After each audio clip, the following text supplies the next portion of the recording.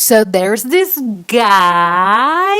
Oh my god, I literally need to stop. I've literally only ever talked to him once in my entire life, and that's it. I've never that's it. That was it. I've never seen him ever in my life again. So this story took place in 2011, and my friend hates it when I keep talking about story times from like a decade ago. But sorry, boo, it's story time, and this is all I have, okay? So basically what happened was one day back in 2011, when I lived in like another city in India, I was going downstairs to play, and we lived on the 7th floor, so like I had to take the elevator, whatever. And so I was about to get on the elevator, and I also saw that my neighbor's kid, who was like 16 or 17 at the time, also got on the elevator, and he was there. He like held the door for me. What a gentleman! But anyway, he had a pack of Oreos, and of course I was stupid enough, and I stared at his Oreos like a rude person I am. And like the thing was, I wasn't even hungry, okay? The reason why I was staring at his Oreos was like I was so awestruck at the fact that he could have the whole pack, because he had the whole pack with him. Because back then for snack, my mom would give me like 3 or maybe 4 if she was feeling generous that day, but like that was it. I mean, of course I snuck some in because I'm slick like that, but like he had the whole pack to himself, and I was like, whoa, like what is this? This is like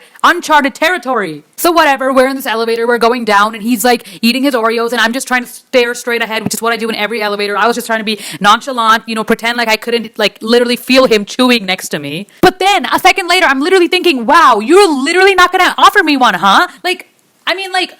Whatever major loser, like I didn't even want one anyway, but like hello, basic courtesy, basic manners, you offer someone an Oreo if you're eating some. But whatever, some people, you can't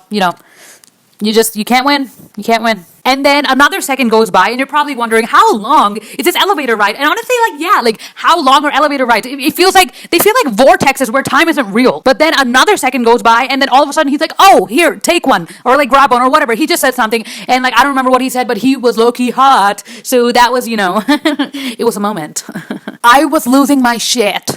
And I didn't even want one. I don't even particularly like Oreos, but in that moment, I was feeling like a Oreo for his Oreos, man. But I wanted them Oreos, but also I didn't want to be a local, okay? I mean, I was not about to be like the other girls and just take an Oreo, okay? I mean, like, who do you think I am? I'm not like the other girls, okay? Like, I'm not, what's an Oreo?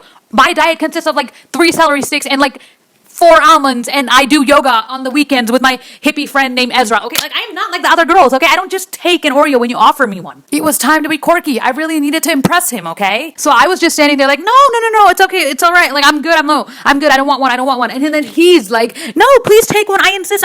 Are we about to kiss right now? But yeah, so basically he ended up convincing me or whatever. I guess he really wanted me to have his Oreo. But anyway, I just took it, and I was just like awkwardly holding it between my hands, like between my fingers for the rest of the ride. Because like I wasn't about to literally eat in front of him, okay? He doesn't need to know that I'm a normal human being that actually functions and like eats like a normal human. Like, no, I'm like an ethereal goddess, okay? He can't know that I actually eat, okay? Like I'm like, how I need to impress him here. Like, you don't just eat in front of someone you want to impress, okay? But anyway, so I'm just standing there with my Oreo, and somehow the elevator finally reaches the ground floor, and then I'm standing there waiting for him to walk out first. But of course, he's a perfect gentleman. He's like waiting for me to walk out first. He's like, no, go on then. I'm like, no, you go on then. And then it's like this awkward battle for like 30 seconds. And then I'm just like, fuck this. I'm going.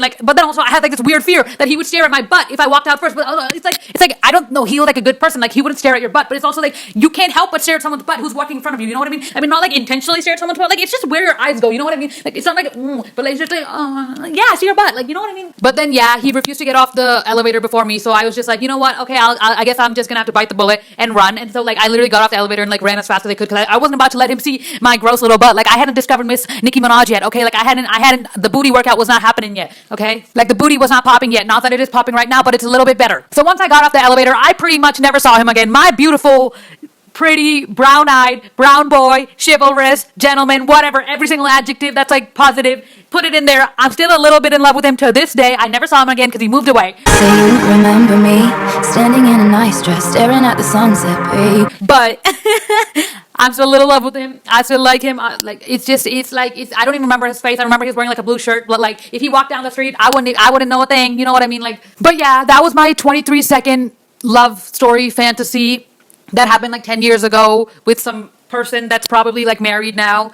I hope he's happy with whoever he's with. Honestly, he probably isn't as happy as he could be with me, but life isn't fair. He can't, we can't, you guys all can't be married to me. You know what I mean? Like, it doesn't work out like that. But, I'm sure he found someone who's not as good as me, but good enough. And I hope he's doing well. If he's watching this video, he's probably not. He doesn't even know who I am, huh? Anyway, so I will continue to be in love with him for the rest of my days, because this situation just feels so like a dream, like it didn't even happen. So surreal, like in your wildest dreams I have